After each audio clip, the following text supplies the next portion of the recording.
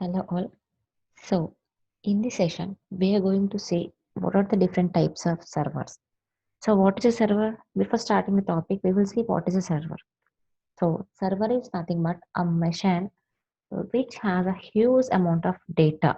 The data can be files, images, audio, video, database, or any information. So, a server will take a request from the client. Client is nothing but the one which requests for some data. So, for example, if I am the client, my browser is the client, I'll request for any program like Gmail. So now my request will go to the server. Server will take my request. It will load the particular application, that Google application. It will generate the response, give the response back to the client. The response will be nothing but the main page of the Gmail. So like this, the server is nothing but it's a machine which has a huge amount of data of any kind. So now we will see what are the different types of servers. So as of now I say server is nothing but a machine or a host which contains some amount of data. So like this we know that. But now we will see what are the different types of servers. So the different types of servers are file server, database server, transaction server, group server, object server, and web server. Coming to the first kind, that is a file server. So if you see this image here, this is a server, and these two different machines or persons are the clients.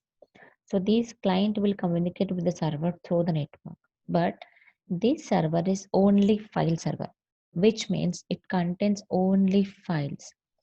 So the server is responsible to hold only files data. Now these files will share with the clients.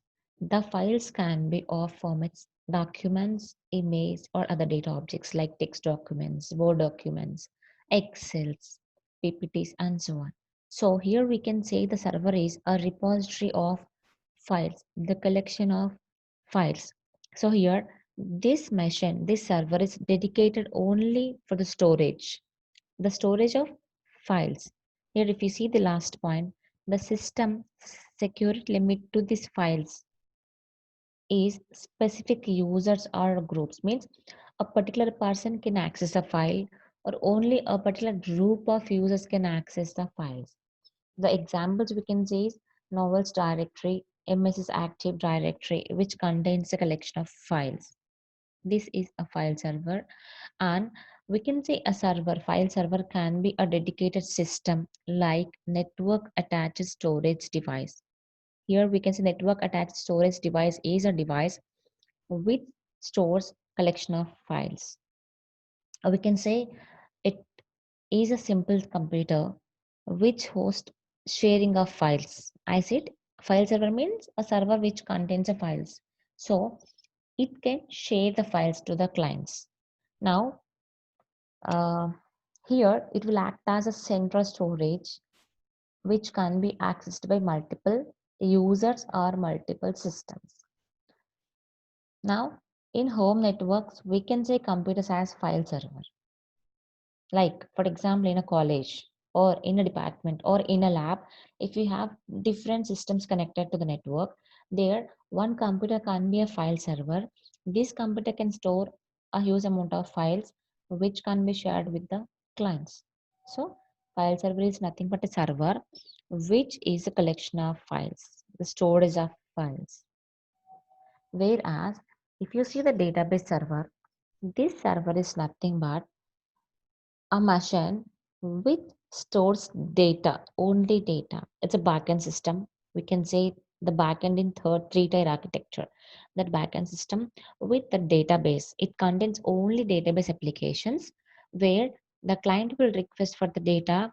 This database server will perform the only database specific actions like loading the data, modifying the data, deleting the data like so in database server, only database activities will be there and it stores only data and we can perform only database kind of actions like loading the data, manipulating the data, deleting the data and so on. And with this server, we can perform data analysis. If you see, if I have a database server, a client will request with the data. Means what kind of request it can do? By passing SQL statement. So if I wanted to load the data, like if I wanted to retrieve the data from the database, I can give a select star from table name. So this request will pass to the database server. The database server will load the particular data from a particular table and gives a response back to the client. Here the response will be nothing but the collection of data which loads from the table. Or if I wanted to insert a new data, I can give an SQL command to insert the data into a particular table. That command will be triggered to the database. The database will receive, it will process, it will insert the data into a particular table. So in database, I said in database server, it is particular to only database. Whereas if you go for the transaction server, now in database server, we have a collection of data, right? So in general transaction means nothing but a group of SQL statements. Whereas in previous database server, we have used a single SQL statement at a time. But whereas a transaction server is a server which can take a group of SQL statements, one transaction at a time. One transaction means nothing but a group of SQL statements. So this transaction server will accepts a group of transactions at a time and it processes a transaction. It gives a response back to the client. So at a time, I can give n number of SQL statements to the transaction server. It takes the transactions, it performs the operation, gives a response back to the client. Whereas groupware server, this server is nothing but a software which allows a group of people to interact at a time. For example, if you take a Zoom can be a server means it can be an application or it can be a machine with different applications. So if you take a Zoom, it is allowing a group of people to interact at a time, irrespective of location. Because you people are connected to the net. So any number of people, a group of people can communicate with the server and it can process the servers. Like for example, if I wanted to share the screen with the people in a Zoom. So for me, more number of people will be connected through the Zoom. So at a time, I can share my screen to all the people, or I can record my video and send to the people at a time. Or if you see these options, these are different options. Because I'm using Zoom here, so for my Zoom, more number of people are from different locations are connected. So I can mute them, I can share the video, I can share the screen, I can pause the screen, I can record it, I can write some note, I can use from whiteboard. Like this, I can perform different applications to the clients. Clients are nothing but here the group of people who are connected to this software. So uh, now what I say is server is a group where server is nothing but a software. So if you wanted to access this software in the client locations also, we need to install the server.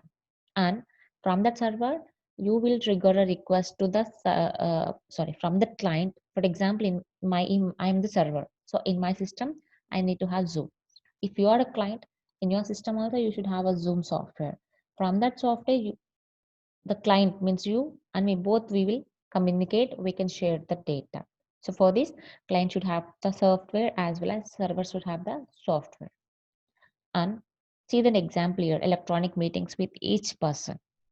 As I say, Zoom can be or Webex can be a group server. So as of now, we have discussed different servers: file server, database server, transaction server, and groupware server. So in the next session, we will see the remaining type of servers. So